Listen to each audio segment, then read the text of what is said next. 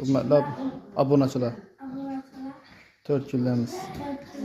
Neçe eşkistan öp getdik? 6. Gözetə eşiklərini. Nesik? Açıp beklep. Rezinkeler var mı? Açılır. Bağdam eşik başına. Ya benim. Bulan çık eşik bula. Zamotlar yakşı mı? Orijinal mı?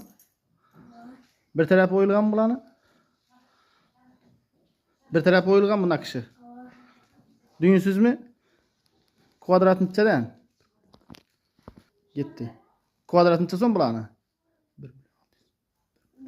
1.600.000'den hayn? 1.600.000'den. Aha, oldu yine.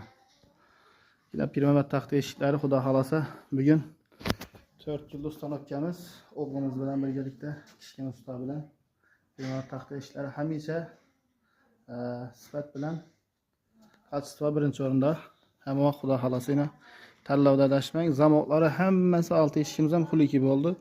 Bula Xuda halasa en orijinal türetiski zamoklardan bula hemmesi. Elde arkasından öyle çok çıktı. Mansur Ammaxanadandanız yine. Mansur yine kanalda abone olsanız eşitlerinizi görüp beraber ustanıp yoğun vaxtına.